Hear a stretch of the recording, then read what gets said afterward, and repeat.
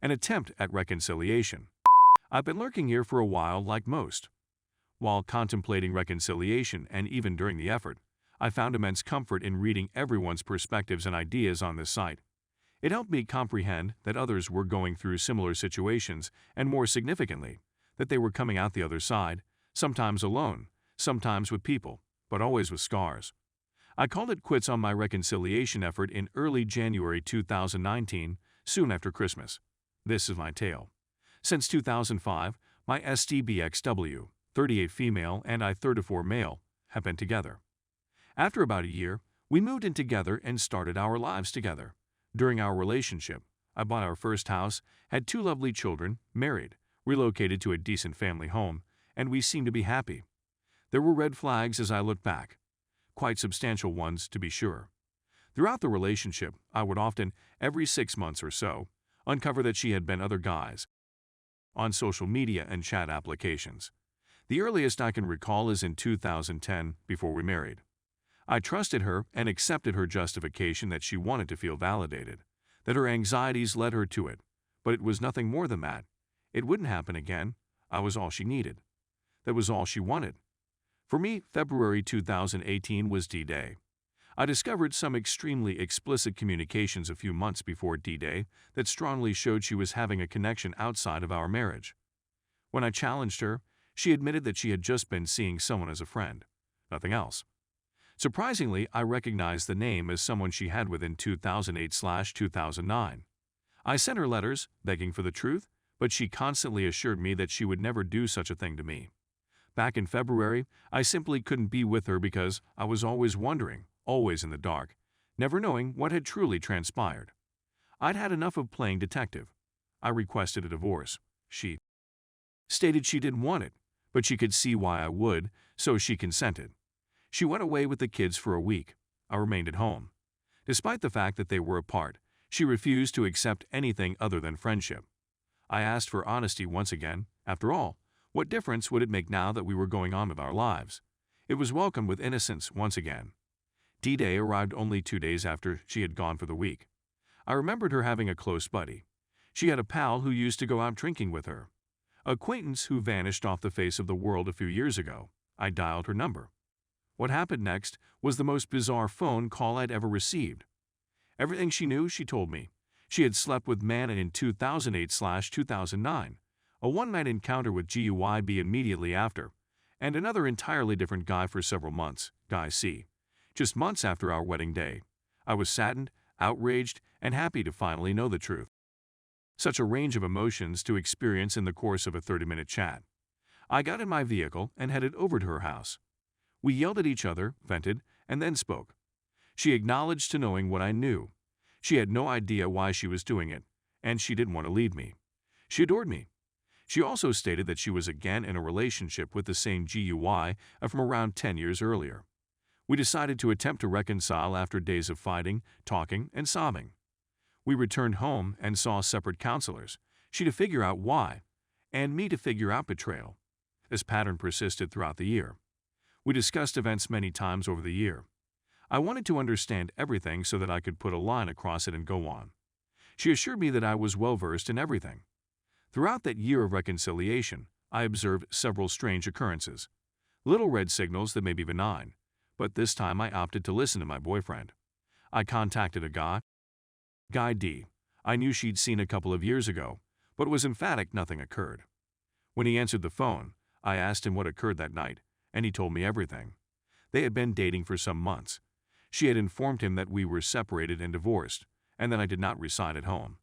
He slept in my bed, met my kids, and stayed the night. Never used protection. It threw the system for a loop. He abandoned her after a few months because he didn't think she was single. He saw my photographs in my home, my laundry in the laundry bin, and my brand new vehicle I got for her despite the fact that she didn't work. He added 2 and 2 and got out of there. He expressed regret. He didn't know who I was or how to reach me since I don't use social media. I had moved away and was in a relationship in another country. She was accosted by me. I didn't say anything about having talked with GUID, but I did ask her again if anything occurred there. She disputed it.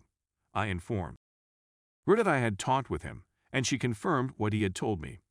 In addition, She never used protection with any of the others, and that GUI had lately slept in my bed with her. She pleaded with me to remain. She pleaded with me not to throw anything out. I made my choice. I needed to get through Christmas for the kids before I called it quits. 11 months after D-Day, my reconciliation came to an end. I had thought that we might split peacefully, but it seems that I'm to fault for not trying hard enough. All I worry about today is being the greatest parent I can be for my children and providing them with a positive role model. The weight that has been lifted off my shoulders is enormous. Despite the fact that we have just recently begun going through the divorce, I feel liberated. Despite having had the wool pulled over my eyes for the last 13 years, I feel like I've grown into a stronger person and am excited for what the future holds. I couldn't possibly be much worse, could I? I have yet to DNA test the kids, so it might be worse, I'm sure, but regardless of the conclusion, I'm still their father and always will be. Thank you for reading this far. I hope this story can assist someone else in the same way that past tales have helped me. These are the highlights. There is much too much drama to fit into a single article. Maybe I'll reserve the goodies for a future follow-up. Story 2. 1 year ago today, my wife, 28 female, cheated on me with my best friend, 28 male, and divorced me, 30 male, to be with him. Now I am having issues trusting anyone. How can I learn to trust again? It was exactly 1 year ago today when I was seriously wounded. Following a 7-year romance, my wife and I were married for 2 years after first meeting online. Everything had been going swimmingly in our relationship, or so I thought. The two of us had just moved in order to be closer to family, to buy our first home, and to be in the process of establishing our family. The fact that my wife was on prednisone for her kidney transplant and had to be gradually weaned off of it over many months meant that she had to plan her pregnancy in advance. Following her withdrawal off prednisone, we started having unprotected encounters in order for her to get pregnant. In the meanwhile, we started to socialize with another married couple who happened to be there. He was one of my closest friends. We'd known one another for more than 14 years at this point. Even my bachelor celebration had been hosted at my home by him. After a few months of hanging out together, we were all quite close and spent a lot of time together as a group. After that, I had to go out of town for business for a week. My wife contacted me the day before I was scheduled to return. She came to me and told me that she had gotten high with my best friend, that they had kissed, and that she wanted to spend the rest of her life in his company. Honestly, I was completely taken by surprise. I recollect thinking to myself, just before I left, my husband and I were attempting to conceive. What makes you think this is possible? My wife had already moved out of our apartment by the time I arrived back in town, leaving our wedding ring on the dining room table. Even though she is aware of my desire for children, she informed me throughout the divorce that she does not feel she would ever want children herself, as shown by the fact that she had gone back and forth on this subject during our whole relationship. She had plainly not made up her mind. Anyhow, I've been doing all I can to recuperate from this betrayal, which has come not only from my wife, but also from one of my closest friends. That stinging sensation was multiplied by 2. Since then, I've migrated to a different place in order to start fresh. It has been my intention to establish new contacts and perhaps date again, but I'm having difficulties placing my faith in anybody at the moment. Furthermore, a lack of trust makes it more difficult to build meaningful connections.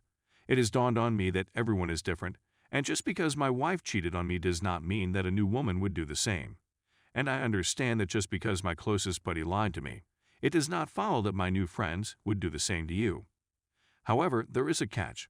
Because I placed so much trust in my wife and closest friend, I feel that anybody, no matter how loyal they seem to be on the surface, is capable of engaging in similar behavior as they did.